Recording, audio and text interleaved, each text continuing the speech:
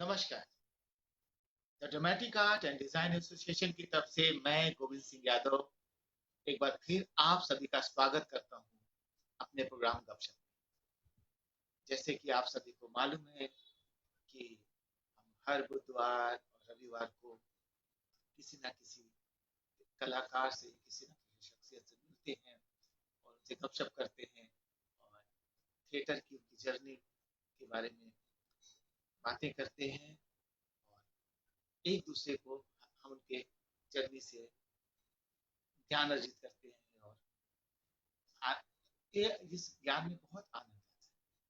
तो आज हमारे बीच है सतीश पावड़े जी, डॉक्टर सतीश पावड़े जी, जो आप महात्मा गांधी अंतर्राष्ट्रीय हिंदी विश्वविद्यालय वर्धा में प्रदर्शनकारी कलाएं, फिल्म और थिएटर विभाग में आप वरिष्ठ सहायक अध्यापक के रूप में कार्यरत हैं और आपने बहुत सारे नाटक लिखे हैं, बहुत सारे नाटकों का निर्देशन किया है। आप एक नाट्य समीक्षक भी हैं और नाट्य शिक्षक भी हैं और बहुत सारे काम हैं सर के। आप लगातार थिएटर से जुड़े रहे और लगातार काम करते रहे, तो आपको बहुत सारे अवार्ड भी मिले हुए हैं नाटक के लिए। तो चलिए सर से मिलते हैं, सर से बातें करते हैं। मैं जितना बोलूंगा सर के बारे में उतना कम है। जब सर से मिलेंगे, सर से बातें करेंगे तो हमें बहुत सारी जानकारी मिलेगी। तो चलिए मिलते हैं डॉक्टर सतीश पावड़े जी से। और यहाँ जो दर्शक है उनके मन में अगर कोई जिज्ञासा है, कोई प्रश्न है, तो सर से पूछ सकते हैं, यहाँ पे टाइप कर सकते हैं और वो हम सर के सामने रखेंगे, सर उसका जरूर जवाब देंगे। चलिए सर से मिलते हैं।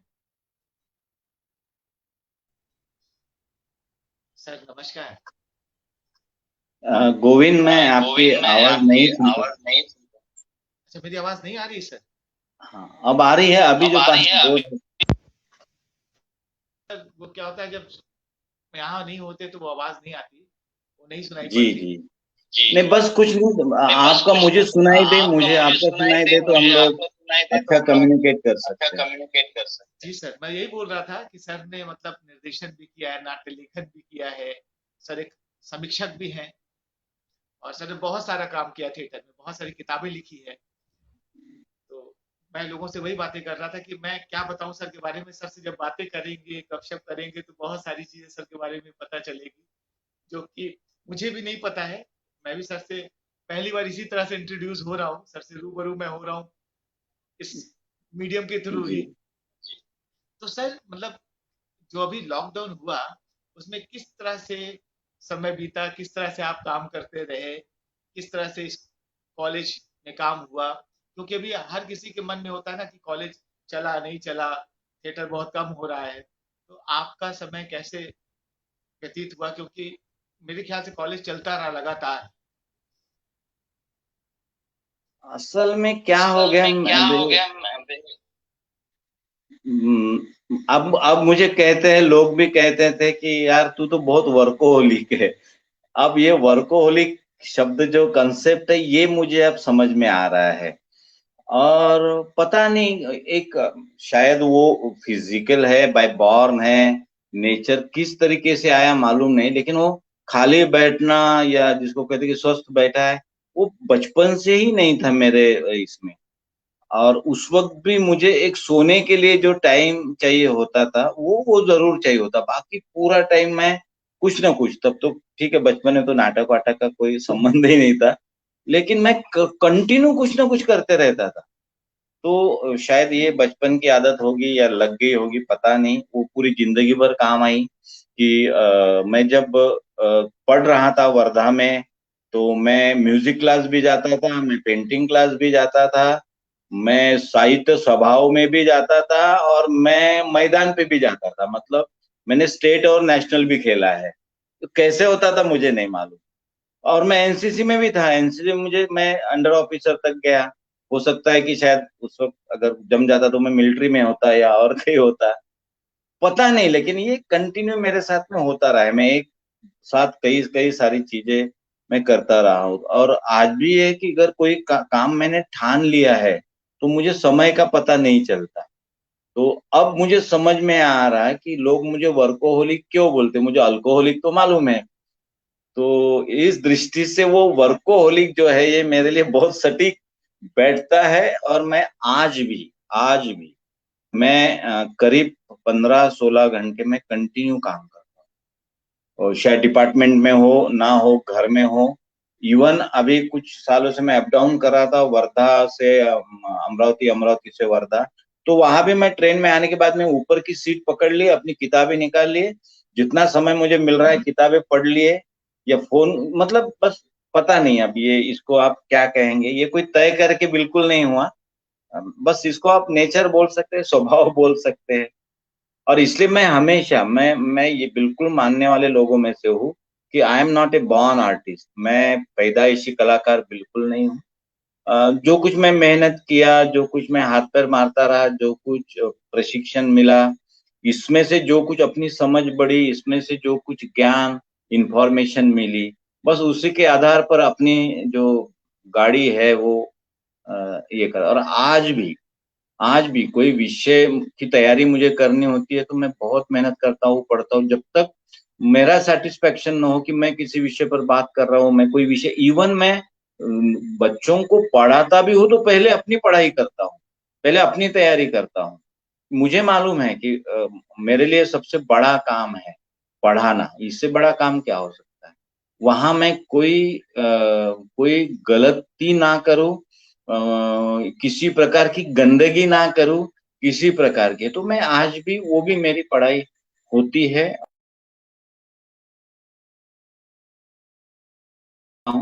मेरे क्लासेस भी इस तरीके से होते कि बच्चे अगर कंफर्ट हो तो मैं कंफर्ट हूँ। तो ये एक अच्छा बेनिफिट मिलता है, अपना स्वभाव बनता है बचपन से। आप उस तरीके से आपका जो पूरा जिस तरीके से आपकी ये हुई है, परवरिश हुई है आप जिसमें, तो कई सारी चीजें ऐसी है, मतलब पता नहीं अब रीजंस क्या होंगे, लॉजिक क्या होगा, ये तो मुझे नहीं मालूम। बट मतलब इस तरीके से ही था पहले से। क्योंकि अभी जब लॉकडाउन हुआ तो आपने लगातार कुछ ना कुछ प्रोग्राम करते रहे यूनिवर्सिटीज के लिए, मतलब ऑनलाइन प्रोग्राम अभी भी लगातार चलते हैं वो, कि मतलब कभी किसी के साथ टॉक है, कभी किसी के साथ टॉक जी। है जी, मतलब तो वो सारी चीज मैंने देखा। तो मतलब वो देख के लगता है कि सर लगातार मतलब कुछ ना कुछ होते रहना चाहिए, मतलब वो स्टूडेंट के लिए भी और खुद के लिए भी, कि वो होने से। मेरा तो देखो मेरा ये तो कहना देखो ये है कहना जी है कि कल का कोई भरोसा नहीं है। तुम्हारे पास आज और अभी है, इसमें जो करना है, जो कर सकते हो आप करो। कल का किसने देखा भाई, वो तो किसी के हाथ में नहीं है। इसलिए जितना समय हमारे पास में है उसको हम मल्टीपल कैसा कर सकते हैं। जितना समय हमारे पास में है, मैं दुनिया का भला नहीं कर सकता, बट मेरे आसपास कुछ लोग हैं, मैं उनका तो भला कर सकता हूँ। तो डेफिनेटली ये है। और इसलिए मैं, पता नहीं, कई बार बोलते हैं ना क्यों ऐसा होता है, लेकिन मैं हर दिन जिंदगी का आखिरी दिन समझ के ही काम करता हूँ। मुझे और मैं नास्तिक आदमी हूँ, कल का मुझे भरोसा नहीं है कि मुझे फिर पुनर्जन्म मिल जाएगा और फिर अगले जन्म में बहुत बढ़िया काम करेंगे। No chance at all. अभी आप हो, आपके पास जितना अंतिम सांस आपकी है, आप काम कर सकते हो, अच्छा सोच सकते हो, अच्छा कर सकते हो। नहीं मालूम अब आप, आपको भी मालूम है कि हम लोग कितना प्रभावित हुए कोरोना से। मैं खुद ऐसा सोचने वाला आदमी भी, मैं मार्च, अप्रैल, मई, जून, 3-4 महीने में फ्रस्ट्रेट हो गया था। लगता था जिंदगी खत्म, क्या करेंगे, थिएटर भी किसके लिए करना है, थिएटर भी काम नहीं आ रहा है, कुछ काम नहीं आ रहा। लिखना कितना लिखना है, पढ़ते पढ़ते कितना लिखना है, भाषण देते देते कितना देना है। एक मोमेंट ऐसा आ गया था कि मुझे लगता था कि यार अब खत्म हो गया, मतलब कोई मतलब नहीं रहा, सारी ढकोसलेबाजी है जिंदगी की, चलो जब तक चलता है चलाओ। लेकिन एक दिन मैंने सोचा कि यार फिर मैं भी तो वही सोच रहा हूँ जो एक आम आदमी सोचता है, या जो आदमी, और मैं अगर फ्रस्ट्रेट हो रहा हूँ तो मैं आम आदमी की क्या बात करूँ। बस एक दिन ठान लिया मैंने कि अब मुझे कोरोना से ही पंगा लेना है, अब मुझे कोरोना से लड़ना है। फिर पंगा मैंने क्या लिया, तो मैंने सोच लिया कि मैं रोज करीब करीब 10 लोगों से बात करूंगा। रोज कुछ अच्छा पढ़ूंगा, कुछ नया पढ़ूंगा, कुछ अच्छा लिखूंगा, कुछ अच्छी चीजों पर और ऐसा करते करते मैं इन सब से बाहर आऊंगा। मैंने कम से कम 10 बहुत ही ऐसे 10 लोग चुने कि जिनको 2 वक्त के रोटी की जरूरत है। अब ये बताने की बात नहीं है या ये मैंने किया या कर रहा हूं तो मैं कोई उपकार कर रहा हूँ, ऐसा बात नहीं। हम एज ए ह्यूमन बीइंग, आपको भी एक आपके सामने बहुत बड़ा एक संकट है, उससे आपको फेस करना है, तो आपको भी अपना प्लान करना होगा, आपको अपनी युद्ध नीति बनानी पड़ेगी। तो मैंने कोरोना के अगेंस्ट में अपनी एक युद्ध नीति बनाई, जिसमें मैं खुश कैसे रह सकता हूँ, दूसरों को कैसे खुश रख सकता हूँ, मैं दूसरों को कैसे मदद कर सकता हूँ, मैं अपना क्रिएटिविटी का जो क्वेश्चन है उसको भी कैसे स्ट्रांग कर सकता हूँ, और ये बगैर किसी पोज को लिए। तो मुझे उसका बहुत फायदा हुआ। और अब मुझे वो नहीं लगता, अब मुझे लगता है कि बिल्कुल जिंदगी का आखिरी दिन, आखिरी मोमेंट कभी हो सकता है। तो you should have to do very good job for society, for your self, for your friend, for your family, each and every human being those who are connected with you. तो बस ऐसे है। नहीं ये सर, बहुत ये बहुत सैद्धांतिक भाषा में नहीं बोल रहा हूँ। नहीं नहीं नहीं सर, ये बहुत बड़ी बात है सर, क्योंकि ये ऐसा समय था, मैंने भी गपशप ऐसे ही शुरू किया सर। ये मुझे भी लगता था कि क्या करूं क्या ना करूं, परेशान हो गया था चीजों से। जी तो जी जीने के लिए कुछ तो चाहिए, और हमारे पास क्या है, अपना थिएटर है, अपना आर्ट है, तो क्यों ना थिएटर पे जी बात जी करें, अपने आर्ट पे बात करें। तो उतनी देर लगता था कि जिंदगी है, कुछ नाटक किए, कुछ चीजें की। तो अगर वो नहीं करते तो हर समय ये लगता था कि हम बीमार हो गए, हमारी तबीयत खराब हो गई। तो ऐसे करने से एक नई जिंदगी मिलती है कि चलो लोगों से बात कर रहे हैं, लोगों के साथ है। तो सच में सर ये बहुत इंस्पायरिंग है, और ये लम्हे ने सच में हमें सिखाया ना कि मतलब हर लम्हा कभी भी खत्म हो सकता है, तो क्यों ना कुछ सही करके है। जाए। तो ये बहुत बड़ी बात है सर। तो सर आपका थिएटर से जुड़ाव कैसे हुआ, मतलब कैसे आप जुड़े, कि आपके घर में कोई था, लेकिन आप जिस स्टेट में, वहाँ तो बहुत अच्छा थिएटर होता है, वहाँ बहुत थिएटर होता है, तो आपका जुड़ाव कैसे हुआ सर, आप कैसे थिएटर से जुड़े? मैं असल में सुन नहीं पाया हूँ, कोई क्ल्यू आप मुझे दे दोगे तो मैं उसको कैरी करूंगा।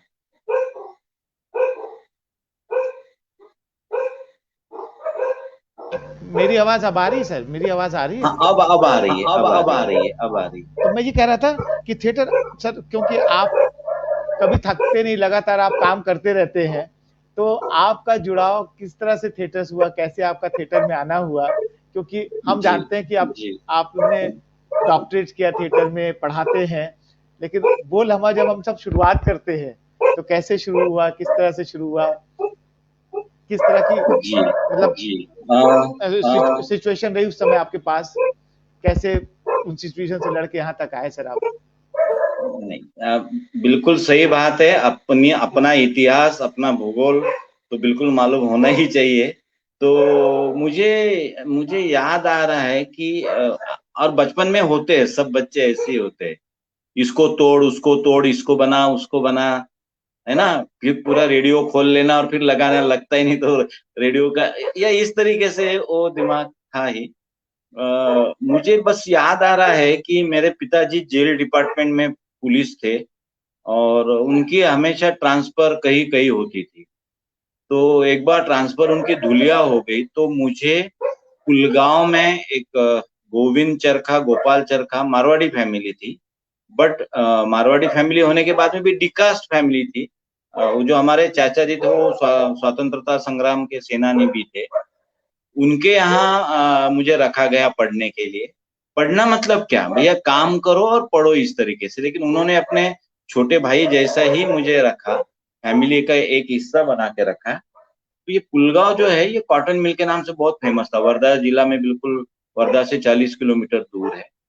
तो ये दोनों भाई जो थे, तो गोविंद भाई जो हमारे बड़े भाई थे, वो गायक भी थे और नाटक वाले भी थे, कलाकार किस्म के आदमी थे। तो उनका एक बहुत असर मुझे हुआ, क्योंकि उनका खुद भजन मंडल था। वो हर साल जब गणेशोत्सव होता था पुलगांव कॉटन मिल में, तो उसके लिए नाटक करते थे। तो मैं हमेशा उनके साथ भजन में जाता था, वो जब नाटक करते थे तो रिहर्सल में जाता था। तो वो उसका एक असर पड़ा। और दूसरे हमारे जो छोटे भाई थे, गोपाल चरखा, ये लेखक थे, कवि थे, गीतकार थे, पत्रकार थे। तो ये दोनों भाइयों का असर जो है ये मुझ पर डेफिनेटली पड़ा, क्योंकि मैं भी कवि हूँ, गीतकार हूँ, पत्रकार हूँ, थोड़ा बहुत गायक भी हूँ, और नाटक वाला तो अब 100% हूँ ही। तो मैं जब पीछे देखता हूँ तो मुझे ये समझ में आता है कि ये दो भाइयों का बहुत असर, और ये बात है 73-74 से 82 तक, ये 6 साल जो असल में किसी व्यक्ति को जो बनने की प्रक्रिया है, तो उस समय में ये दो लोग मुझे मिले। उसमें से गोविंद भाई तो आज नहीं है, वो गुजर गए। गोपाल भाई आज है, और मैं बिल्कुल जब भी कोई कार्यक्रम हो, कहाँ भी हो, तो मैं ये दोनों भाइयों का उल्लेख बिल्कुल करता हूँ कि अगर ये मेरे जीवन में नहीं आए होते तो शायद पता नहीं मैं क्या होता। मेरे पिताजी जेल सिपाही थे, तो मैं भी जेल सिपाही बन जाता। स्पोर्ट्स का मेरा अपना करियर था, मैं नेशनल तक मैंने खेला हुआ है।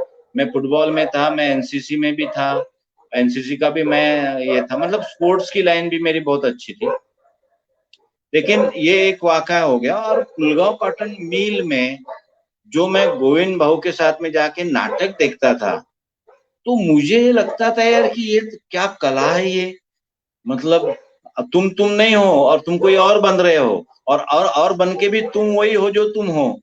मुझे ये माध्यम के बारे में उत्सुकता, माध्यम के बारे में एक जिज्ञासा, माध्यम की एक ताकत, वो धीरे धीरे मुझे पता चली। मुझे लगा यार ये बहुत अच्छा है, मैं बहुत एंटरटेन करता था। सेम टाइम में वहीं से मेरा गांव है धनोड़ी बहादुरपुर करके, पुलगांव से 30 किलोमीटर।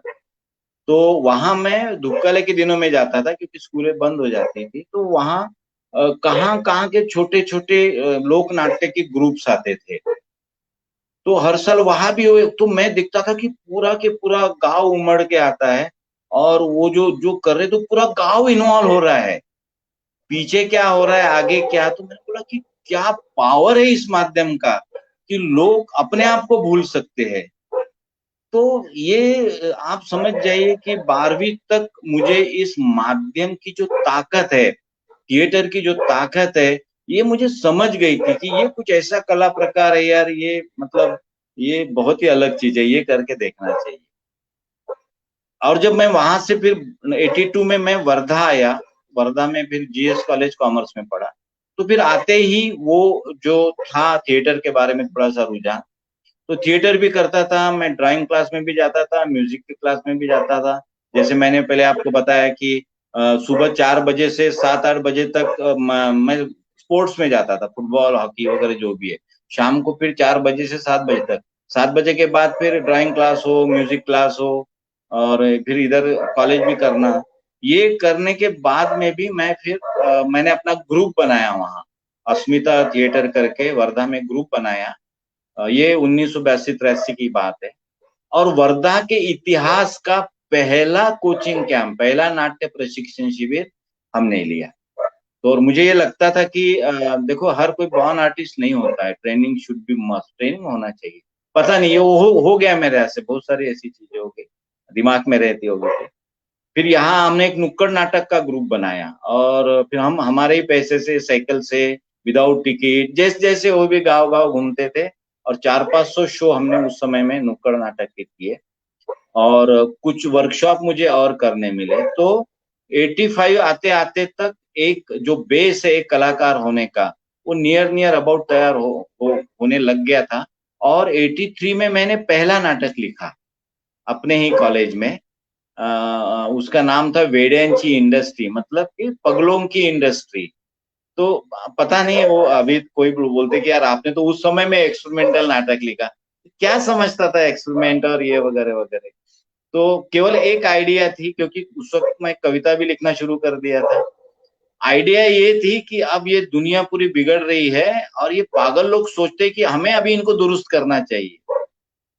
जिनको हम अच्छा लोग बोल रहे हैं कि जो राजनीतिज्ञ है, बाकी लोग है, वो अपने स्वार्थ में इसमें इसमें सारे भ्रष्ट हो रहे, भ्रष्टाचार कर रहे, सब हो रहे। तो ये पागल लोगों को लगता कि अब देश को बचाना हमारी जिम्मेदारी है। और वो फिर ऐसे इस तरीके से ऐसा कोई एक आइडिया था, वो उसका शो भी हुआ, उसका मंचन भी हुआ, उसकी काफी प्रशंसा भी हुई। अब कितना किसको समझा उस समय तो मुझे नहीं मालूम, बट किया। और अरे यार ये तो नाटक वाला आदमी है। लेकिन उसके बाद में मैं पास मतलब 85 तक हर साल मैं नाटक में रोल भी करता था, डायरेक्ट भी करता था। तो इस तरीके से वो ट्रेनिंग का जो पार्ट है वो मेरा 85 तक हुआ। फिर 85 में मुझे नौकरी लगी लोकमत में, चूंकि घर की जिम्मेदारी थी, पिताजी रिटायर होने वाले थे, मैं जस्ट ग्रेजुएशन मेरा कंप्लीट हो गया था, तो पत्रकार की नौकरी लगे। उस वक्त तो बीए बीजेएमसी वगैरह कुछ होने की जरूरत नहीं थी, आपको लिखना आना चाहिए था। एग्जाम हुए और फिर औरंगाबाद मुझे भेजा गया। औरंगाबाद में एक बहुत अच्छा मौका मिला कि मतलब शायद ये नाम आपने सुना होगा, जैसे मोहन गोखले है, उनकी मिसेज थी, वो वहां थी, वर्षा उजगांवकर वहां थी, प्रतीक्षा लोणकर, दामिनी वाली वो वहां थी, चंद्रकांत कुलकर्णी एक बड़े मराठी के डायरेक्टर, फिल्म डायरेक्टर है, प्रशांत दळवी, अजीत दळवी। ये बहुत बड़ा एक थिएटर का, जो आज, उस समय तो खैर सब एमेचर ही थे, तो वो मेरे साथ में चंदू और प्रशांत, मतलब चंद्रकांत कुलकर्णी, प्रशांत मेरे साथ लोकमत में काम भी करते थे। लेकिन वो जुड़ा, मैं उनके ग्रुप में फिर था। और फिर वहां से फिर एक थिएटर की थोड़ी अच्छी समझ, क्योंकि वो लोग मराठवाड़ा विश्वविद्यालय में एमए इन ड्रामेटिक्स पढ़ रहे थे, तो यहाँ से फिर एकेडमिक्स को समझना शुरू किया। और एक्चुअली मेरी एडमिशन नहीं थी, उसके बावजूद मैं क्लासेस में जाके बैठता था। तो इस तरीके से इसको मराठी में खुटी उपाड़पना कहते हैं। मतलब आपको शेख चिल्ली वाला मालूम हुआ कि बैठते और वो जो कील निकाल देता है, तो इस तरीके के मराठी भाषा में खुटी उपाड़ बन कहते हैं, ये मैं पहले से करता रहा हूँ। तो लेकिन यहाँ से धीरे धीरे गोविंद जी ये समझ में आ गया कि मेरे अभिव्यक्ति का माध्यम थिएटर ही है। मैं कविताएं लिखता था, मैं गीत लिखता था, मैं कथाएं भी लिखता था, मैं स्पोर्ट्समैन भी था, मैं क्या क्या नहीं करता था।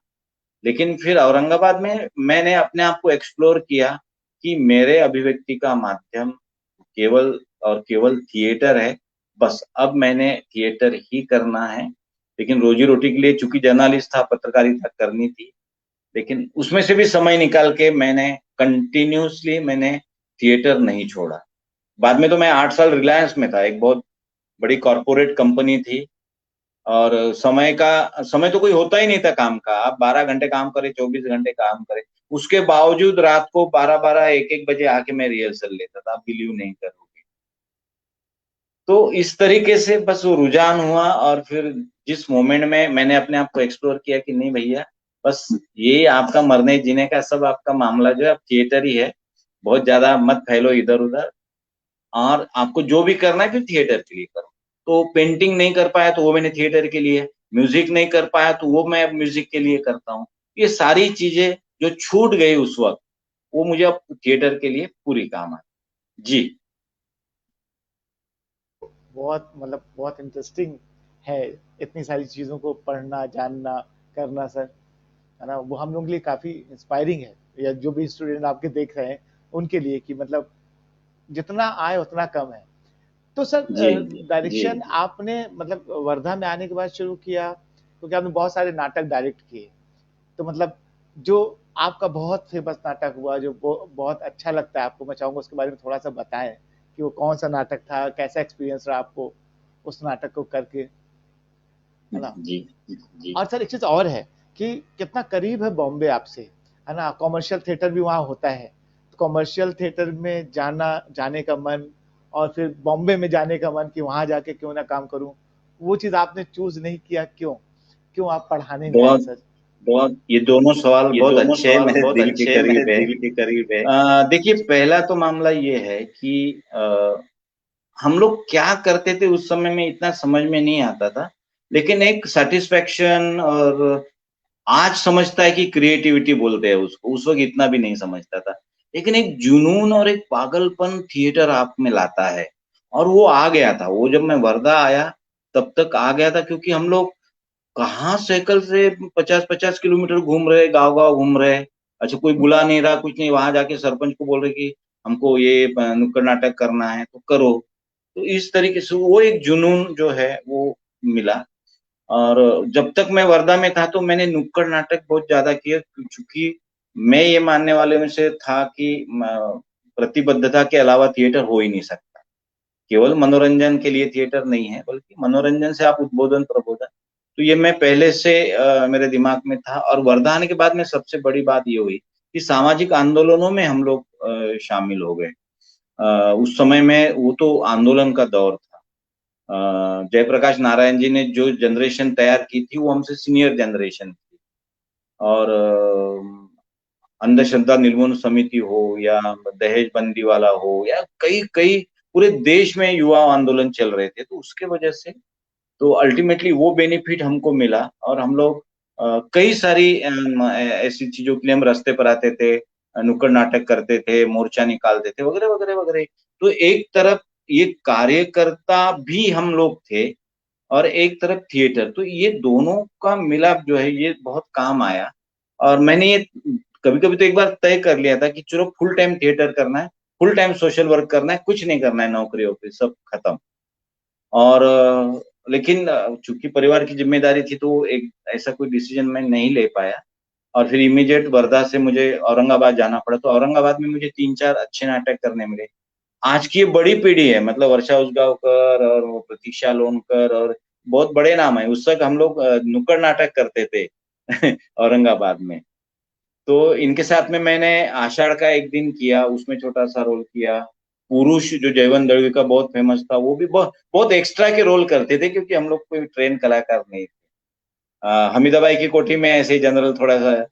तो वो ट्रेनिंग थोड़ा सा मेरा वहां हुआ और वहां नुक्कड़ नाटक भी करते थे। लेकिन वहां से मैं जब 97 86 87 में जब वापस नागपुर आया, तो बस वहां से तो फिर मेरा पूरा नाटक के वजह से मुझे लोकमत की नौकरी खोनी पड़ी, क्योंकि वो जाने नहीं दे रहे थे और मुझे कंपटीशन में जाना था। तो मैंने बोल दिया कि मैं बीमार हूँ और मैं नहीं आ पाऊंगा। अब सेम उसी नाटक को दूसरे दिन पहला अवार्ड मिल गया, अखबारों में आ गया, सतीश पावड़े अवार्ड लेते हुए। तो संपादक ने बोला, अरे आप तो बीमार थे, आपने झूठ बोला। तो बाद में लोकमत से, लोकमत ये मध्य भारत का बहुत बड़ा अखबार है और मेरे कई साल उसमें गए, उन्होंने मुझे नौकरी से निकाल दिया। मैंने एंजॉय किया, मुझे थिएटर ने मेरी नौकरी भी ली। और बहुत बुरे दिन मैंने उसके बाद में 2-3 साल निकाले, क्योंकि पैसा मिलना बंद हो गया था। तब तक मैंने एक गाड़ी खरीद ली थी, लेकिन पेट्रोल के लिए पैसा नहीं होता था। फिर एक साइकिल थी, साइकिल से मैं, आप बिलीव नहीं करोगे, पूरा दिन में 40 किलोमीटर, आपने नागपुर सिटी देखा होगा। तो मैं फ्रीलांसिंग 4-5 अखबारों में काम करता था। कोई 12 रुपए दे रहा है, कोई 20 रुपए दे रहा है, कोई 25 रुपए दे रहा है। और पूरा मैटर जो है उस वक्त हैंड कंपोजिंग था, तो मैंने हैंड कंपोजिंग प्रिंटिंग का भी आईटीआई का कर लिया था कोर्स। और फिर वो भी काम, मतलब लेकिन थिएटर ने बहुत संभल लिया। जहां मुझे उस समय में 800 रुपये वेतन मिलता था, तो यहाँ मैं इतना दिन भर भाग गई कि मुझे 200-300 रुपये मुश्किल से मिल जाते थे।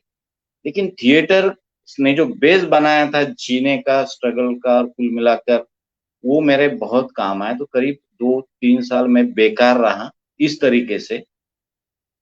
और फिर 89 में मुझे जनवाद नाम का एक बहुत बड़ा अखबार निकला, वहां के सांसद ने निकाला था, उसमें मुझे नौकरी लग गई। लेकिन ये सब करते हुए भी, बेकारी होते हुए भी, मैंने थिएटर नहीं छोड़ा। उसके बाद में जनवाद में था तब भी मैंने थिएटर नहीं छोड़ा। और फिर मुझे समझ में आ गया कि समय तो मिलेगा नहीं, तो मैंने सिटी रिपोर्टर का उनको मांगा कि मेरा अच्छा परिचय है, अच्छा जनसंपर्क है, आप मुझे सिटी रिपोर्टर बनाइए। तो उन्होंने मुझे सिटी रिपोर्टर बनाया। तो मैं काम तो बहुत करता था, लेकिन शाम को 5 बजे प्रेस प्रेस कॉन्फ्रेंस होती थी, तो आमतौर पर 5 से 8 बजे का जो समय है वो फ्री रहता था। फिर हम लोग दोस्तों को बता देते थे, यार प्रेस कॉन्फ्रेंस कर लेना और मुझे दे देना। तो दोस्त लोग मदद करते थे। फिर मैं जब वहां जाके 5 बजे से लेकर 7:30 बजे तक रिहर्सल करता था। 7:30 बजे फिर प्रेस में आता था, रात को 2 बजे तक। लेकिन ये एंजॉय किया, मुझे अभी भी याद आता है। तो मुझे नहीं लगता कि मैंने बहुत कुछ ये किया, बट एंजॉय किया मैंने। मतलब जब पत्रकारिता में रहते ही मैंने अंतिम मोमेंट तक मैंने नाटक किया। और फिर ये एक मामला था। दूसरा जो है, मैंने आपको बताया गोविंद जी कि मैं बस थिएटर और थिएटर, मैं चाहता तो मैं फिल्मों में भी जा सकता था। मेरे साथ के पूरे लोग, वर्षा उसगांवकर फिल्मों में चली गई, प्रतीक्षा चली गई, शुभांगी संघवी मतलब मोहन गोखले की जो मिसेस थी वो चली गई, चंद्रकांत चले गए, अजित दळवी चले गए, प्रशांत दळवी हम, मेरी पूरी के पूरी वो जो टीम थी वो पूरी मुंबई में गई और वो, लेकिन मैंने बिल्कुल ये तय कर लिया था कि मुझे थिएटर और थिएटर ही करना है। भले दो वक्त की रोटी तो मैं कहीं से भी कमा लूंगा, कोई इश्यू नहीं है। तो ये बिल्कुल, अब इसको कमिटमेंट आप कहो, पागलपन कहो, मूर्खपना कहो, जो क्या आपको कहना है कह सकते, बट ये मैंने स्ट्रिक्टली मैंने तय कर लिया था कि मैं थिएटर नहीं छोड़ूंगा। और अ, असल में ये था कि मैं लिखता भी था, तो कई मेरे दोस्त जो स्ट्रगलर रहते थे, उनको मैं कई गीत लिख के देता था, कोई डायलॉग्स लिख के देता था, स्टोरीज देता था, ताकि उनका भी काम चले और इस तरीके से। तो बोलते थे यार तुम इतना सब करो यार, भूखे नहीं, मतलब सवाल भूखे का नहीं है। मेरा जो लव एट फर्स्ट साइट है वो थिएटर के साथ में है, तो मैं शादी भी उसी से करूंगा। तो प्यार किसी से और शादी दूसरे से मैं नहीं करूंगा। तो फिर मैंने थिएटर से ही शादी कर ली। और ये जब, मतलब मेरी मिसेज भी जो है वो भी नाटक में ही काम करती थी, हम लोग साथ में ही काम करते थे, और मैंने उसको ये बोला कि मैं सब छोड़ दूंगा, मैं थिएटर नहीं छोड़ सकता हूँ। और हो सकता है कि भविष्य में हमारी शादी हो जाए, ये लगे, तो मैं फुल टाइम थिएटर करूंगा, फुल टाइम सोशल वर्क करूंगा, दो वक्त की रोटी आपको मुझे देना है, तो फिर मैं आपसे शादी करूंगा। तो इस तरीके से चलती रही जिंदगी, तो अभी भी है। मैं तो कई सालों तो घूम ही रहा हूँ, अभी भी घूम रहा हूँ। मिसेज नाम का जो पिलर है मेरा पक्का है, उसने कहा कि बिल्कुल आपको जो करना है करो, और आपके दो वक्त की रोजी रोटी का कोई कोई बिल्कुल प्रॉब्लम नहीं होगा। तो आप समझ जाइए कि मैं अभी भी, मतलब वर्धा में, मैं सैटरडे संडे वर्धा आता हूँ, तो वर्धा में बाकी दिन वर्धा में काम करता हूँ, सैटरडे संडे अमरावती में आता हूँ, तो यहाँ एक ग्रुप है, यहाँ काम करता हूँ। और हर साल कमर्शियल एक बड़ा नाटक जिसको लेके हम घूम सके, नाट्य स्पर्धाओं के लिए एक नाटक, और कंपलसरी 2 वर्कशॉप साल में। तो ये करता हूँ। अभी ये 2 साल में कुछ कर नहीं पाया हूँ, क्योंकि ये कोरोना की वजह से सब ठप हो गया है।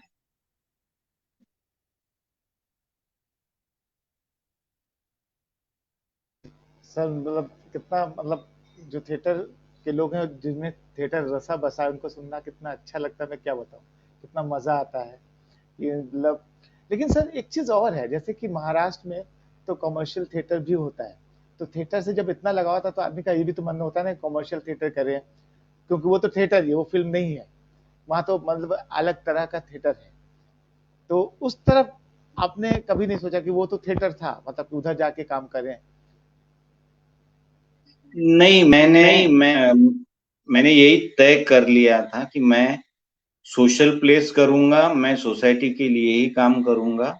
और इसलिए देखेंगे कि मेरे जितने भी नाटक मैंने लिखे या डायरेक्ट किए हैं, फुले पे किया, सावित्रीबाई पे किया, गाडगे बाबा पे किया, डॉक्टर पंजाबराव देशमुख पे किया, शिवाजी पे किया, संभाजी पे किया, या आगे भी जो मैं कबीर पे कर रहा हूँ, या बिरसा मुंडा पे कर रहा हूँ, चक्रधर पे कर रहा हूँ, या बसवेश्वर पे कर रहा हूँ, तो ये मैंने तय कर लिया था कि लोग जागरण करने वाले चरित्र नाटक ही लिखेंगे, और एक साल भर उसके पूरे शो करेंगे। तो अभी भी ये है कि अभी अभी हमारा गाडगे बाबा का लास्ट मेरा प्रोजेक्ट था, हम अब 2 साल से कुछ कर नहीं पाए, तो उसके भी 60-70 शो गांव गांव में या जहां भी, तो वो करेंगे, और ये बिल्कुल तय किया है। दूसरी एक बात है कि केवल नाटक करना मतलब केवल डायरेक्शन करना, एक्टिंग करना, ये नहीं। मैंने हमेशा ये सोचा है कि अगर आप थिएटर करते हो तो आप पर एक जिम्मेदारी आ जाती है, आपने थिएटर का एकेडमिशियन भी होना चाहिए, आपने कुछ थिएटर को नई दिशा भी देनी चाहिए। तो मैं सेम टाइम में एकेडमिक्स और प्रैक्टिकल, ये दोनों चीजें मैं करता हूँ। और उसका मुझे फायदा ऐसा हुआ कि कल तक आप देखेंगे कि संस्कृत थिएटर की जब भी बात आती है तो कालिदास से आगे बात ही नहीं जाती। लेकिन असल में संस्कृत रंगमंच के जनक कौन है, तो ये मुझे स्टडी से पता चला। मैंने ढूंढा, मैंने प्रोजेक्ट किया, मैंने लिखा, पता चला कि आचार्य अश्वघोष ये संस्कृत रंगमंच के जनक है, या आद्य नाटककार है। इनका समय जो है ईसा पूर्व 50 के आसपास जाता है। कालिदास ईसा 400 के बाद आता है, मतलब 400 साल बाद। और जब देखा मैंने तो अरे कालिदास ने भी अनुकरण किया अश्वघोष का। फिर भास का नहीं मालूम था लोगों को, फिर पता चला कि भास भी कालिदास के पूर्ववर्ती है। तो ये एकेडमिक्स का ये फायदा होता है कि आप और चूंकि मैंने बताया ना कि मैंने अपने थिएटर को अच्छा करने के लिए मैंने कम्युनिकेशन थियरीज पढ़ी है, तो मास कॉम मैंने किया, मुझे पुराना इतिहास निकालना था, क्योंकि नाट्य शास्त्र के बारे में भी मेरी अपनी कुछ अलग धारणाएं हैं लोगों से हटकर।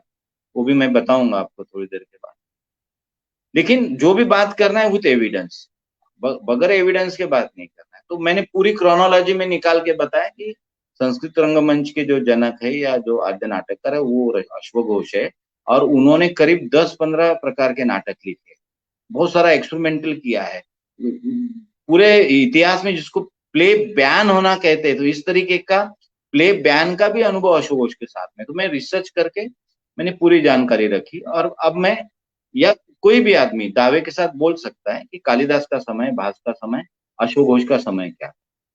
लेकिन वे बुद्ध को फॉलो करते थे, वे बुद्धिस्ट थे, और केवल वो बुद्धिस्ट होने की वजह से उनको इधर जगह नहीं मिली नाटककार के रूप में। क्योंकि जो पंच काव्य कहते हैं हम लोग, महाकाव्य, कालिदास के 2 महाकाव्य है, लेकिन अश्वघोष घोष ने ही लिखा जो ये है, मतलब बुद्ध चरितम जो है, इस श्रेष्ठ प्रति का महाकाव्य, लेकिन उसको भी उसमें, तो ये हमारे सोशल हायरार्की और इस तरीके से तो हमारे सोसाइटी में है ही। ये कोई मतलब नई बात मैं नहीं कह रहा हूँ। तो उसके वजह से अश्वघोष को न नाटककार के रूप में इस्टेब्लिश होने दिया, न विचारक के रूप में इस्टेब्लिश होने दिया, और जबकि व्याकरणाचार्य भी थे, द्वैभाषिक भाषा का सिद्धांत भी उन्होंने रखा है। और आज तो सारीपुत्त प्रकरण जो उनका नाटक है वो तो अभी मिल भी गया है। तो बिल्कुल ये सेम वैसे ही मराठी में ये हुआ कि 1843 में सीता स्वयंवर एक आख्यान जैसा नाटक, कि एक आख्यान गा रहे और लोग आके केवल एक्टिंग कर रहे, इस तरीके का फॉर्म, उनको नाटक भी नहीं कहा जाता था। और सेम महात्मा ज्योतिबा फुले ने 1855 में तृतीय रत्न नाटक लिखा, उसका शो नहीं हो पाया। लेकिन फिर हम लोग ये रखते हैं कि मराठी रंगभूमि के अगर जनक और आद्य नाटक अगर अगर बोला ही जाता है तो फिर फुले को बोला जाना चाहिए, और उस पर फिर मैंने अलग से किताब भी लिखी। सेम ऐसे ही नाट्य शास्त्र के बारे में हुआ है। लोग ये कहते हैं कि ये तो अपौरुषीय है, जैसा वेद है वैसा ही है, लेकिन आप जब नाट्य शास्त्र में जाएंगे तो आपको पूरा जनजीवन मिलता है उसमें, उस समय के खान पान के प्रकार से लेकर, रहन सहन के विचार पद्धति से लेकर, इवन जो आपकी सोशल हायरार्की है, या जो सारा वर्ण संघर्ष है, वर्ग संघर्ष है, वो सब उसमें है। तो मैंने अपना एक नया सिद्धांत रखा कि भाई भरत मुनि नाम के आप, ऐसा कोई मुनि नहीं हुआ है, बल्कि ये भरत नाम की कलोपजीवी कम्युनिटी है जिन्होंने, और जो शूद्र है, अगर आप पूरा नाट्यशास्त्र पढ़ेंगे और 37 अध्याय में जब जाएंगे तो शाप प्रकरण है उसमें। तो अब खैर इतना टाइम नहीं कि मैं बहुत वो डिटेल में बताऊं, तो मेरी अपनी धारणा रही है, और ये श्रमजीवी कलोपजीवी गण समाज का ये नाट्यशास्त्र है। ये मूलतः बेसिकली लोक नाट्यशास्त्र था, लेकिन बाद में इसको एनक्रोच कर लिया गया, उसको प्रक्षिप्त बनाया गया, उसको रीब्लेंडिंग किया गया, उसको रीपैकेजिंग किया गया, और फिर भरत मुनि के नाम से उसको रखा गया। और इसके एविडेंसेस मिलते हैं, आप किसी भी पुराण में जाओ आपको भरत मुनि का नाम नहीं मिलेगा। क्यों नहीं मिलता है?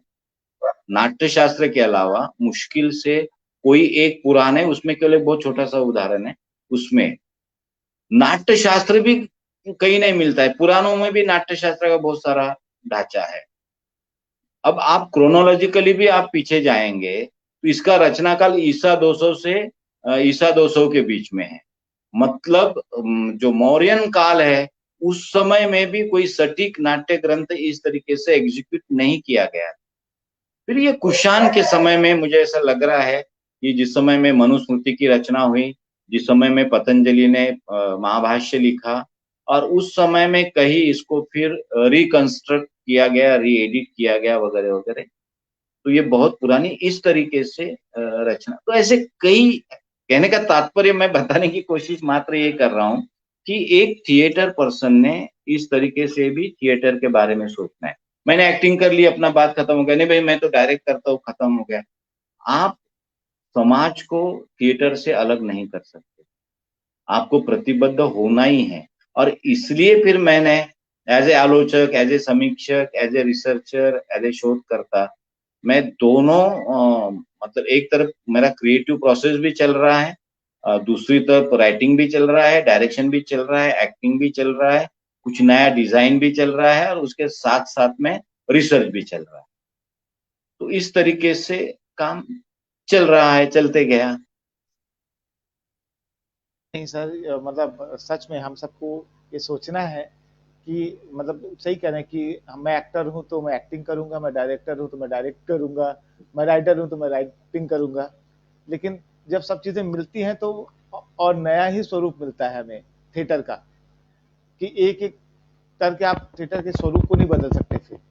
जी लेकिन जी जी जी। आजकल ये सब ज्यादा होने लगा है, मतलब जो एक्टर है वो कहता है भैया मैं तो एक्टर हूँ, मुझे और कुछ क्यों जानना है, मुझे और चीजों के बारे में क्यों जुड़ना है। तो सर मतलब नहीं वो देखो, जी जी जी जी। होना चाहिए। मेरा मेरा ये कहना है कि jack of all and master of one तो होना ही चाहिए। लेकिन मैं अगर एक्टर हूँ तो मैंने अपने आप को निखारने के लिए, बनाने के लिए, अपडेट करने के लिए, मैंने सब बातों मैंने पढ़ना चाहिए, मैंने अच्छे नाटक देखने चाहिए, बाकी जो लोग हैं उनके साक्षात्कार देखने चाहिए। ये सीखने की प्रक्रिया है, ये ब्लाइंड वाला काम नहीं है कि बस इतना है ऐसा है। तो अब मैं डायरेक्ट भी करता हूँ, मैं एक्टिंग भी करता हूँ, मैं ये भी तो मैं पढ़ता भी तो हूँ ना, मैं समझने की कोशिश भी करता हूँ। तो एक अच्छा डायरेक्टर बनने के लिए, एक अच्छा एक्टर बनने के लिए वगैरह वगैरह, तो इतना तो करना ही पड़ेगा ना। ज्ञान और सूचनाएं तो आपको प्राप्त करनी पड़ेगी। आप अपने आप को अपडेट करते रहेंगे, तब कुछ नया कर पाएंगे।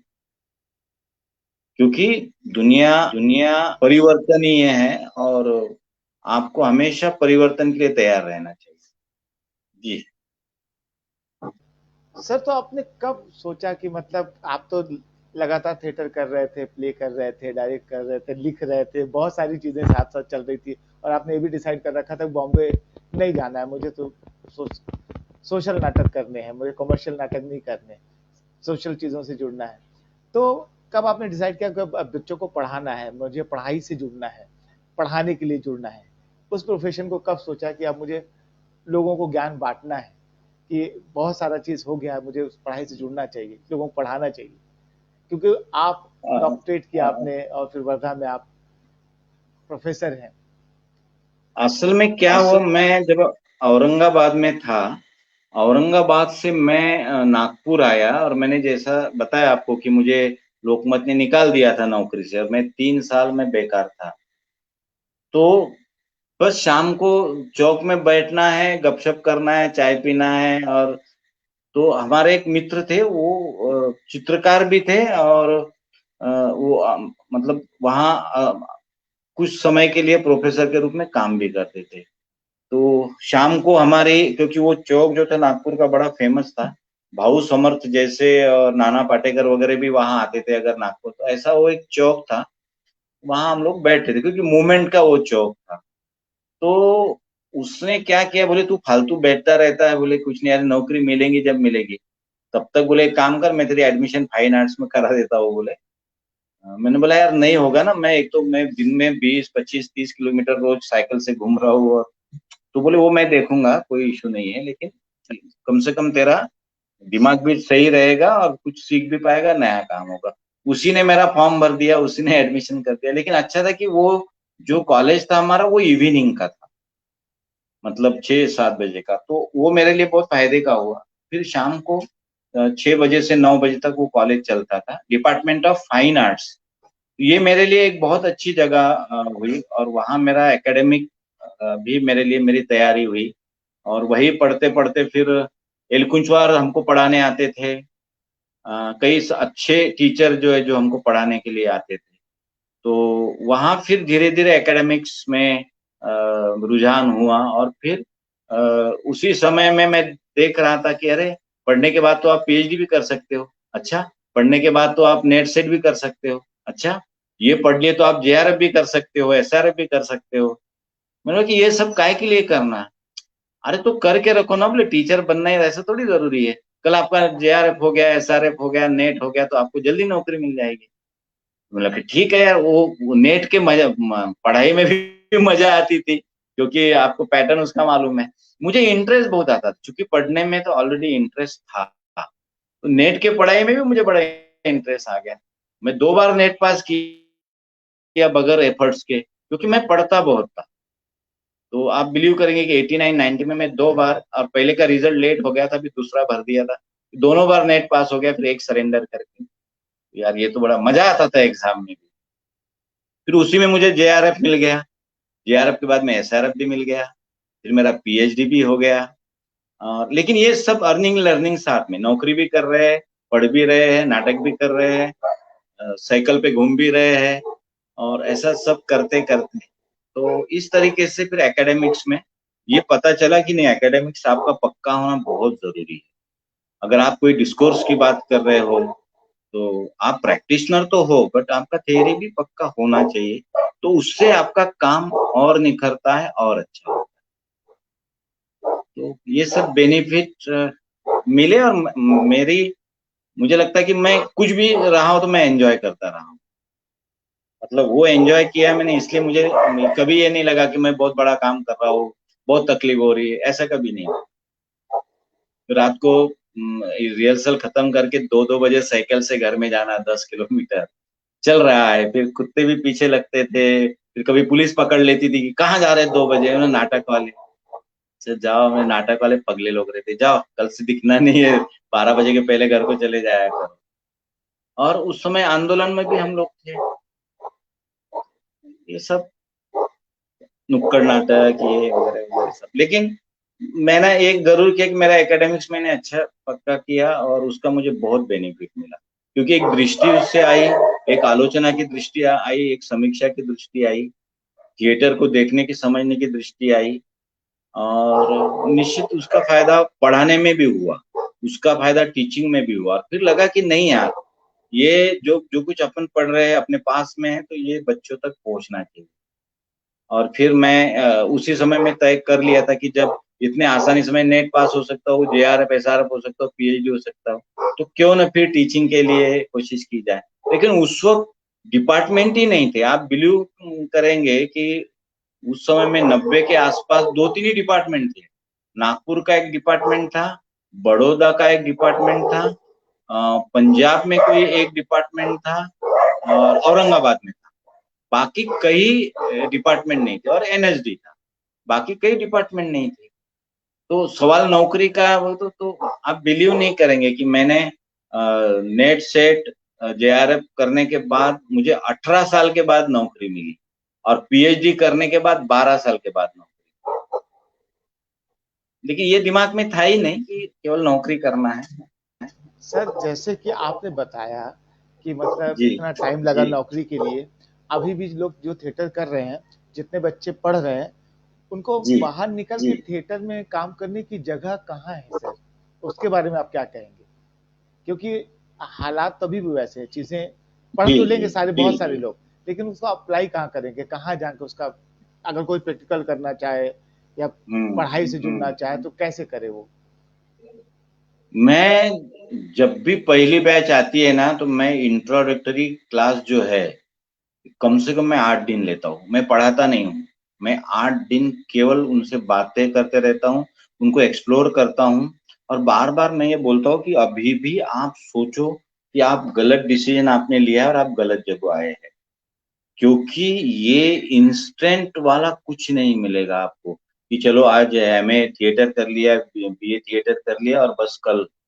ये राह बहुत कठिन है। आप अभी भी सोचो, आप जाओ कोई घर में दुकान लगाओ, कोई खेती में काम करो, कुछ भी करो, यहाँ आने के बाद में जो फ्रस्ट्रेशन है जो है, ये बहुत बहुत बुरा रहता है, और आप सरवाइव नहीं कर पाओ। हाँ, अगर आपने ठान लिया है कि जो भी हो जाए हमको यही करना है, तो आप रहो। फिर उस तरीके से उनको उनका जो बाकी ठीक है, जो पाठ्यक्रम होता है उसको पूरा करना है, सेमिनार टर्म पेपर लेना है, और पूरी उनका सेमेस्टर वाइज उनकी तैयारी करना है। ये तो रूटीन वर्क होता है, इसमें कोई ये नहीं। लेकिन मैं हमेशा, मेरा टीचिंग का तरीका ये है कि मैं डिस्कशंस पे बहुत ज्यादा जोर देता हूँ। मैं बच्चों को बोलता कि आप पढ़ो और उसके आधार पर सवाल पूछो, तो फिर हम उस पर बात करेंगे। तो इससे क्या होता है कि टीचिंग में भी कई कई नई आइडियाज आती है, बच्चों को भी एक इवेल्युएट होने के लिए टाइम मिलता है। तो नहीं तो आसान है ना, अब जाके कोई किताब पढ़ा दो, नोट्स दे दो और इस तरीके से। लेकिन अब ये मेरा ये तरीका है। और जो लोग मुझे लगता है कि यार ये सरवाइव कर सकते हैं मुंबई जाने के लिए, तो फिर उनकी अलग तरीके से तैयारी करवानी होती है कि आप मुंबई जाके स्ट्रगल आपको करना है, तो 2 वक्त की रोजी और रहने की वहां का जगह, ये सबसे सबसे अहम है। तो इसके लिए आपके पास क्या है? और कितना भी टैलेंटेड कोई आर्टिस्ट हो बंदा, उसको मिनिमम से मिनिमम 5 साल तो देने ही होते, तब वो अपना ऑरा बनाएगा, परिचय होगा, पीआर उसका अच्छा होगा, ऑडिशन देते रहेगा। तो फिर ये 5 साल में वो रहेगा कहाँ, खाएगा कहाँ? खैर ठीक है, खाने का तो मुंबई में बहुत सस्ता है, इतना सस्ता दुनिया में कहीं नहीं है। और कपड़ा भी कोई मामला नहीं है, वो भी फैशन स्ट्रीट में जाएंगे तो 100-200 में। लेकिन फिर रहने का प्रॉब्लम होता है। तो फिर मैं उनको पूरा ये बताता हूँ कि अगर आपको जाना है, आपने तय कर लिया, तो लॉन्ग टर्म प्लानिंग से जाओ। आप मतलब पूरे साल में आपको कितने कपड़े लेने वाले हैं, खाने के लिए कितना लगेगा, ट्रैवलिंग के लिए कितना लगेगा, आप पूरा पूरा निकाल के एक बहुत ही प्रैक्टिकल प्लानिंग के साथ में आप जाओ। 5 साल तक तो आपको स्ट्रगल करना ही है। और उसकी भी एक मेथोडोलॉजी मैं बताता हूँ कि पीआर कैसा होना चाहिए। दिन में कम से कम हमने 5 प्रोड्यूसर या 5 चैनल से 5 जाना ही है।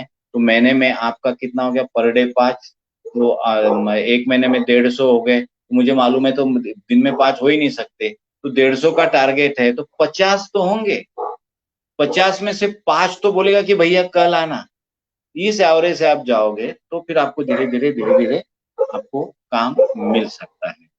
और बच्चों को सब तैयारी करना पड़ता है कि आप कौन सा सेंट यूज करेंगे, क्योंकि मुंबई जैसे वहां बहुत पसीना आता है। आप लोकल में जब जाते हो तो कितने जुराबे हमने साथ में रखने चाहिए, कितने एंकरचिप अपने साथ में रखना चाहिए, ये सब बता के उनको भेजना पड़ता है। नहीं तो पसीने से खराब हो गए जुराबे, आप किसी एसी केबिन में चले गए प्रोड्यूसर डायरेक्टर के, और वो स्मेल से इतना परेशान हो, आपको हकेल देगा वो। देखो इतनी बारीक बारीक भी बातें प्रैक्टिकल जो है वो उनको बतानी पड़ती है। तो इस तरीके का एक प्रैक्टिकल ट्रेनिंग जो है, वो of the record, of the syllabus हम लोग उनकी, ये एकेडमिक्स में काम आएगा बच्चा, ये प्रैक्टिकल में काम आएगा, ये बिल्कुल काम ही नहीं आएगा। जो लगता है कि एकेडमिक्स में अच्छा होगा तो उसको बोलते कि चलो नेट की तैयारी करो, कॉम्पिटिटिव एग्जाम्स की तैयारी करो।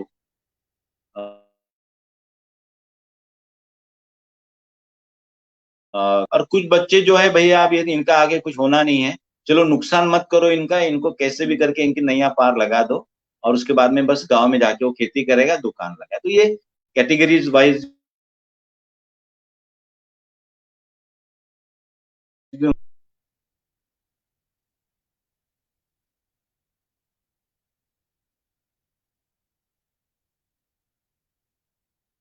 आवाज आवाज नहीं आ रही है, आवाज।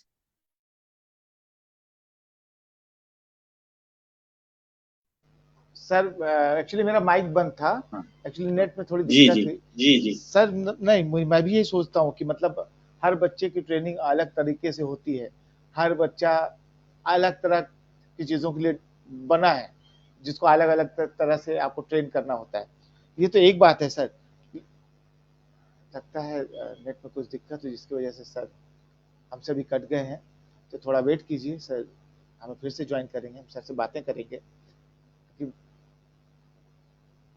सर से बात करके बहुत सारी चीज़ें पता चल रही हैं कि सर ने कैसे थिएटर शुरू किया और कैसे सर थिएटर से जुड़े।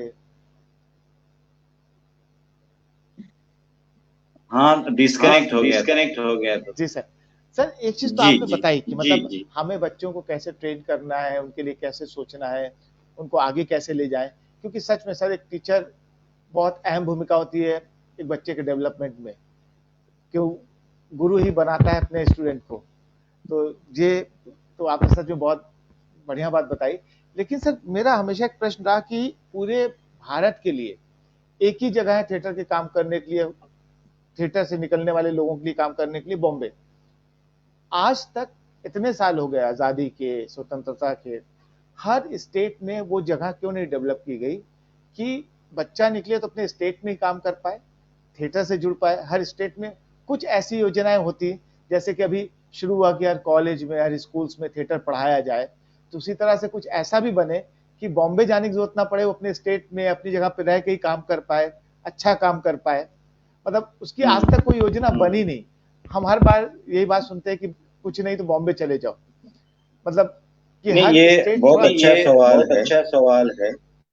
गोविंद, ऐसा है, देखो, मुंबई मार्केट है, और जहां चीजें बेची खरीदी जा सकती है तो अल्टीमेटली ये दोनों काम वही होगा। और ये पहले से, चूंकि ये अब से नहीं है, असल में अंग्रेजों के समय में अंग्रेजों का पूरा प्लान था कलकत्ता में बनाने का, क्योंकि कलकत्ता राजधानी थी अ, अंग्रेजों की। लेकिन बाद में उस समय तो ये मुंबई था ही नहीं अंग्रेज के समय में। लेकिन बाद में जो डेवलप किया उन्होंने शिपयार्ड के वगैरह वगैरह उसमें, और फिर धीरे धीरे पारसी जो बड़ी कम्युनिटीज थी, जो एंटरटेनमेंट इंडस्ट्री के बड़े उद्योजक थे, आपको पारसी थिएटर के बारे में मालूम होगा, तो ये मैक्सिमम लोग जो है ये बेस्ड मुंबई के थे, या वो मुंबई चूंकि ग्रोइंग कैपिटल था इस तरीके से, तो उसके वजह से फिर वो, अब आप देखेंगे कि फाड़के साहब, वो तो यहाँ नहीं थे, या ये पूरी देखो, पूरी की पूरी जितने भी बड़े बड़े बाबूराव पेंटर हो, ये तो कोल्हापुर के थे। मुंबई में क्या था? लेकिन मुंबई में मार्केट था, मुंबई में इंडस्ट्री थी, मुंबई में पैसा था, तो इसके वजह से मुंबई इस तरीके से इंडस्ट्री बनी। नहीं तो पहले तो सारा तो काम कोल्हापुर में होता था। इवन वी शांताराम हो, या बाबूराव पेंटर हो, आनंद मिस्त्री हो, ये सारे सारे लोग जो है, इसके वजह से मुंबई सेंट्रिक ये सारी इंडस्ट्री हो गई। लेकिन अभी स्थितियां बदल गई है। ग्लोबलाइजेशन का समय आने के बाद एक नया नारा हमारे यहाँ आया, और वो है लोकल इज ग्लोबल। तो उसके वजह से ये हो गया कि अब आपको हर वक्त मुंबई में ही जाके कुछ करना नहीं है। अभी तो चैनल्स वगैरह सब जो है, तो इस आने वाले दिनों में होगा कि अब रोड टू संगम नामक फिल्म जो है वो इलाहाबाद में बनी, या और कई रीजनल फिल्में भी अपने बन रही है। इवन मेन स्ट्रीम की फिल्में भी अभी मुंबई नहीं, कई बाहर भी बनती है। बैंडेड क्वीन जैसी फिल्म पूरी उधर बनी। सर तो फिल्मों में अब नो ये डाउट लोकल इज ग्लोबल। जी, फिल्मों तो में ये होगा, डेवलपमेंट हुआ ये है। होगा भविष्य में। फिल्मों में डेवलपमेंट हुआ है कि अब हर प्रांत में, हर स्टेट में फिल्में बनने लगी, उनकी भाषाओं में बनने लगी, लेकिन अभी भी पॉपुलैरिटी उनकी नहीं हुई उस तरह से। जैसे कि हिंदी सिनेमा की अगर हम बात करें, मैं तो सिनेमा की बात ही नहीं कर रहा था, मैं कह रहा था कि थिएटर जो है कि कम से कम हर हाँ, स्टेट में एक रेpertory होती, या कुछ रेpertory जैसा होता कि जो लोग निकले कम से कम 50 लोगों को, 100 लोगों को वहाँ हर साल काम मिल पाए, कि जो वो सीख रहे हैं उनको जाके बॉम्बे में 5 साल वेट ना करके, मतलब अपनी जगह पे रह के काम मिलता, काम करते, फिर आगे बढ़ते। ये बिल्कुल सही है, लेकिन इसका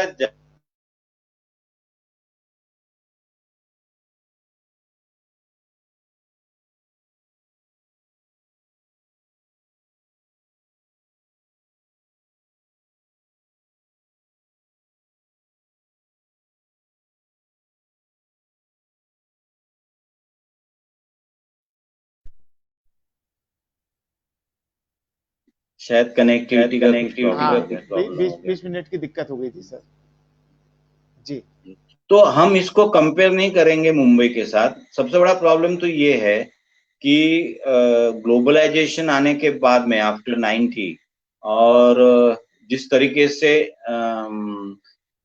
फिल्म हो या टीवी हो, जिस तरीके से घर में है, तो इसके वजह से थिएटर पर तो बहुत बुरा असर डेफिनेटली पड़ा ही है, क्योंकि आपका जो दर्शक है वो बढ़ गया है।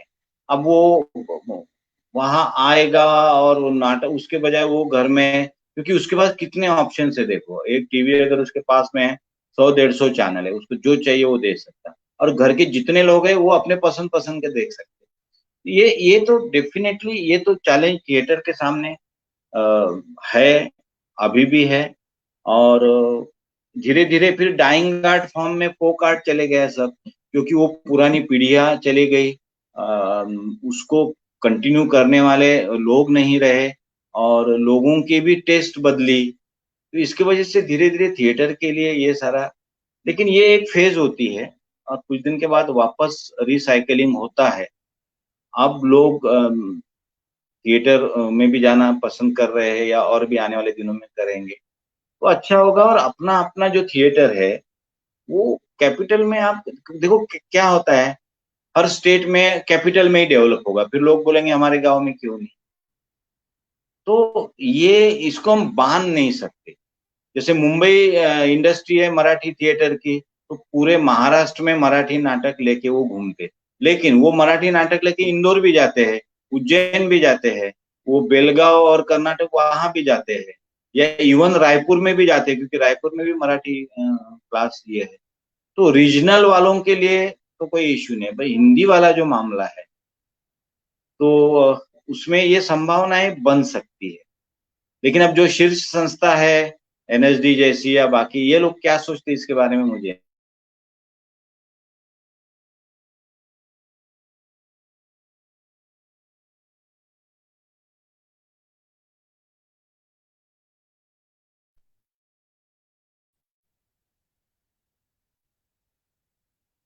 तो ये मामला है, बीच लेकिन में रुक लेटेस्ट गया था, लेटेस्ट होगा बीच में भविष्य रुक में, गया था। भविष्य में। हाँ, क्योंकि सर होता क्या है ना कि अगर लोगों को अपनी जगह पे ही काम मिल जाए, थोड़ा-सा उनको थिएटर करने को मिले और उसमें पैसे मिल जाएँ, तो शायद बहुत सारे लोग बॉम्बे ना जाएँ।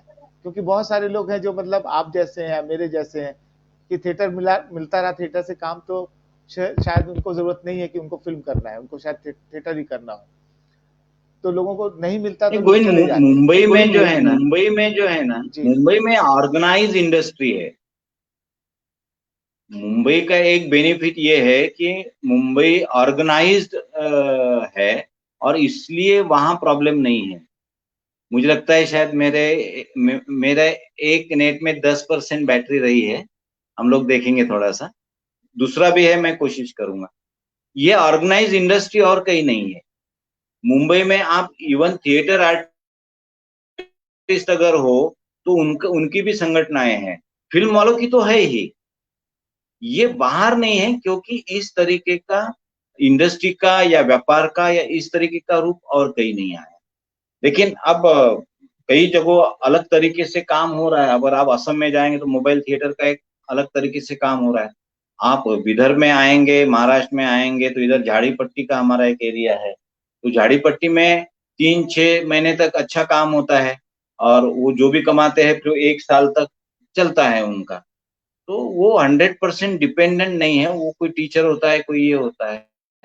लेकिन जिसको 100% डिपेंड इसी पे रहना है, तो उसको आज मुंबई के अलावा पर्याय नहीं है। आप अदर स्टेट में उनको रोजगार कैसे दोगे, उसका घर कैसा चलेगा, या एक मिनिमम जो पैसा चाहिए वो कैसे मिलेगा, कौन देगा, सर ऑर्गेनाइज कौन जैसे करेगा, सर जैसे हम कल्पना करते हैं कि हर स्टेट में एक ड्रामा स्कूल होना चाहिए या हर यूनिवर्सिटीज में ड्रामा होना चाहिए।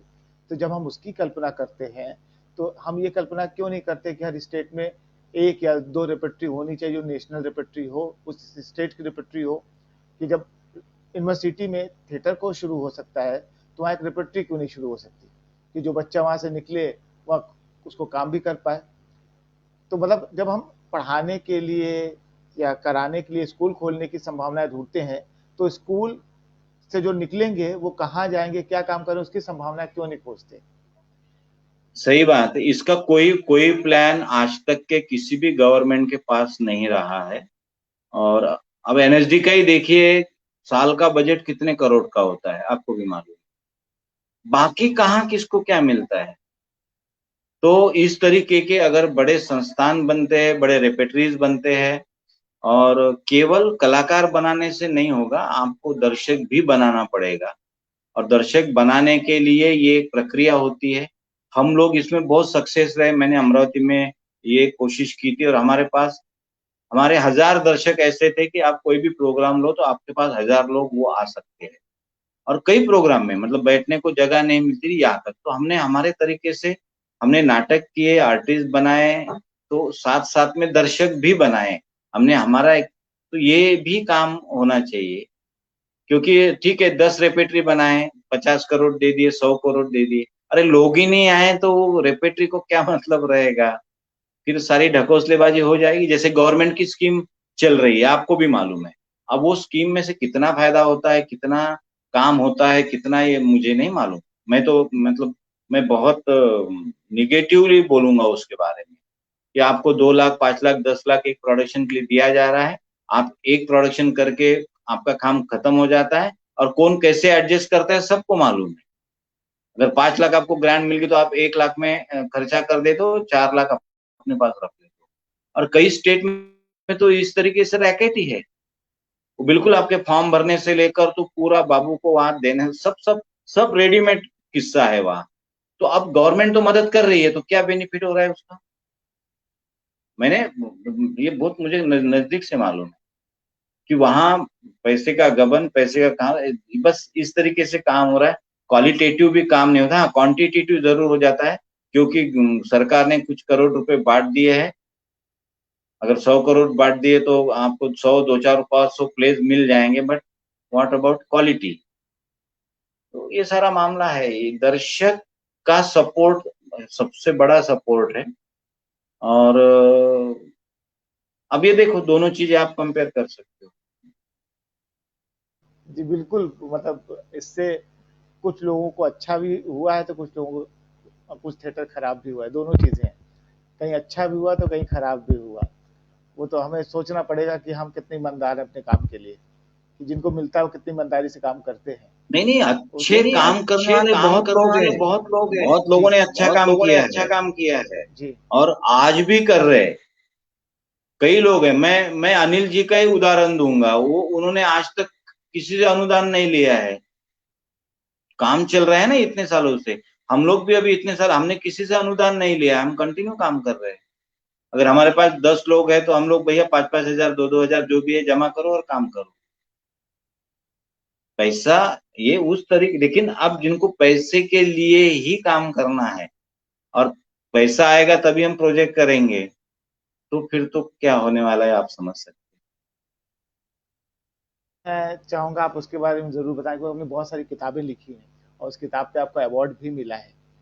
तो एक किताब है जो आपने लिखी थी, शायद उसमें आपको केरल में श्रीलंका में अवार्ड मिला था उसके लिए।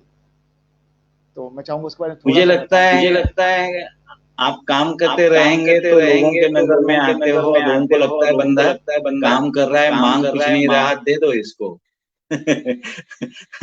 तो मैंने मैंने इतना ही किताबें नहीं है, लिखना है किताबें इसलिए लिखना है कभी इसलिए किताबें कभी नहीं लिखी, किताबें नहीं लिखी, नहीं क्योंकि आपका लेकिन हो गई। लेकिन हो गई। नहीं, क्योंकि किताबें लिखना बहुत बड़ा काम है। उसके लिए बैठना, मतलब मैं हमेशा लिखने से भागता हूँ सर। आइडियाज बहुत आते हैं लेकिन कलम उठाते ही मतलब हाथ कांपने लगते हैं, कि मतलब लिखने का मन ही नहीं होता। तो कितना पेशेंस चाहिए लिखने में, कितना पेशेंस चाहिए, वो मैं हर बार अपने पेशेंस को चेक करता हूँ, फेल हो जाता हूँ सर। हर बार फेल हो जाता हूँ। तो मैं लोगों ये से कहता अपने हूँ मेरे पास अपनी आइडिया, पसंद, अपनी अपना अपना पसंद, अपना, रुझान। मैं उसके बारे में और जरूर कहूंगा कि आप थोड़ा बताएं। जी नहीं, और मुझे अभी किस्सा याद, मुझे पहली बार जिंदगी में स्मिता पाटिल स्मृति अवार्ड मिला था। मैं एक्चुअली उस समय में पूछते वगैरह नहीं थे, दूसरे दिन अखबार में ही न्यूज आ जाती थी। तो दूसरे दिन मैंने जैसे ही अखबार पढ़ा तो मेरा मतलब शरीर पूरा कांपने लग गया था, पसीना आने लग गया था कि ये मुझे अवार्ड कैसे कह दिया। मैं जाके जिन्होंने दिया उनको झगड़ा कि मेरा तो अभी काम शुरू हुआ है, मैंने अभी इतना कुछ काम भी नहीं किया है, आप इतना बड़ा अवार्ड मुझे कैसा दे रहे हो? तो बोले भैया मुझे नहीं मालूम, और दिया भी होगा तुम डिजर्व करते होगे। और जिन 3 लोगों का नाम उन्होंने बताया था कि इन 3 लोगों ने दिया है, तो वो बहुत बड़े लोग थे उस समय में नागपुर के। तो मुझे लगा कि ये तो जिम्मेदारी हो गया यार, अब तो काम करना ही पड़ेगा आपको। तो वो पुरस्कार जो मुझे पहले मिल गया था उसको प्रूव करने के लिए मुझे ज्यादा काम करना पड़ा, उससे बन गया फिर इस तरीके से। लेकिन मैंने एक ही किया है कि मैं पुरस्कार मांगूंगा नहीं, या कई पुरस्कार के लिए कभी कहा कुछ भेजूंगा नहीं। जिनको लगता है वेल विशर होते हैं, कोई प्रकाशक होता है कुछ करता है तो मिल जाता है। अब मुझे महाराष्ट्र गवर्नमेंट के 2 बार पुरस्कार मिल चुके हैं। मैं 3 बार अभी सेंसर बोर्ड में अभी तीसरी बार हूँ, तीसरी टर्म है मेरी। 2 बार मैं एनसाइक्लोपीडिया के कमेटी पे हूँ 2 टर्म में। लगता है भैया काम कर रहा है बंदा ये, चलो ऐसा लग रहा है मुझे, शायद इसलिए वो मुझे बुलाते होंगे। कर रहे हैं और वो दिखता है सर कि लगातार आप कितना काम करते हैं सर। तो जो अभी लोग आ रहे हैं थिएटर करना चाहते हैं, उनके बारे में आप क्या कहेंगे कि मतलब आपने इतना समय इतने हार्ड वर्क में गुजारा है, क्या उस तरह के हार्ड वर्क से को लेके लोग आते हैं काम करते हैं, उनको कैसे हार्ड वर्क करना चाहिए? क्योंकि आजकल तो ये ना कि जल्दी से सिखा दीजिए, हम थिएटर करने लग जाएं, फिल्म में चले जाएं। गोविंद मुझे बताइए, आप भी एनएसडी गए, आपने आपने कुछ तय किया होगा तभी गए ना, या ब्लाइंडली चले गए? तो आपने तय किया। तो मेरा कहना है कि जिनको भी इस फील्ड में आना है तो वो पहले तय करे तो ही आए, नहीं तो नहीं आए, क्योंकि इसमें रिस्क बहुत है। और दूसरा है कि आज के बच्चे शार्प है, पहले जैसा नहीं है। हार्ड वर्क से काम नहीं होगा, हार्ड वर्क के साथ आपको स्मार्ट वर्क भी करना होगा, और आपको एक प्रोफेशनल पैकेज बनना होगा, because you have to sell your sell. आपको वहां सेल करना है। जैसे ये क्रिकेट के खिलाड़ी बेचे जाते हैं ना,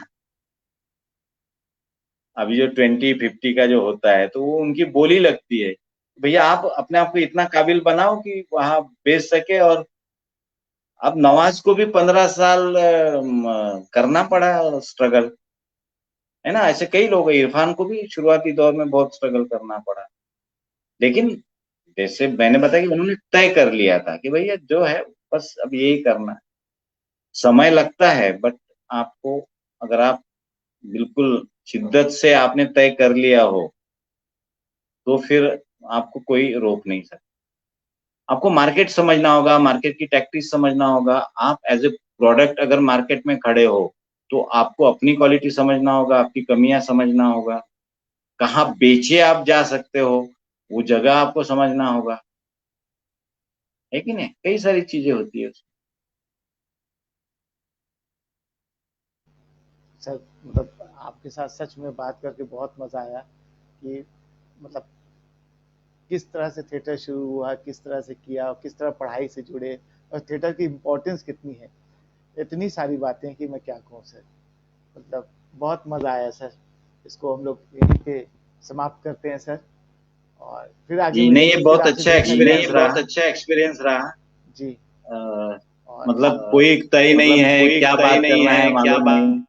और फिर गपशप से चीजें निकल रही है, तो कभी कभी दिल की बात भी निकल जाती है। नहीं तो हम बहुत आर्कुलेटेड करके, मैनिपुलेट करके फिर चीजें बोलते हैं। यहाँ एक अच्छा, और आपका बड़ा क्रेडिट है कि आप कई बड़े बड़े लोगों को बुला के इस तरीके से बातचीत करवाते हैं, और मतलब तो अच्छी बात है ये।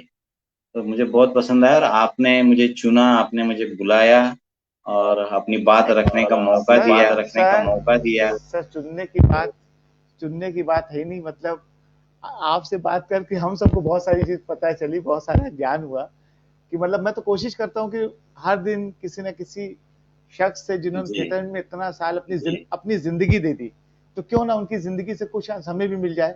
वो एक किताब के जैसे हैं, वो सारे लोग जो जिन्होंने इतनी जिंदगी गुजारी है। जैसे नहीं किताब से सही। हमें ज्ञान मिलता है, तो उनकी जिंदगी से भी हमें ज्ञान मिलता है। कि किताब भी हम इसीलिए पढ़ते हैं कि किसी के 10 साल का एक्सपीरियंस, 20 साल का एक्सपीरियंस हमें 6 महीने में, 8 महीने मिलता है। तो नहीं क्या है, देखो रिस्क फैक्टर है। रिस्क फैक्टर है।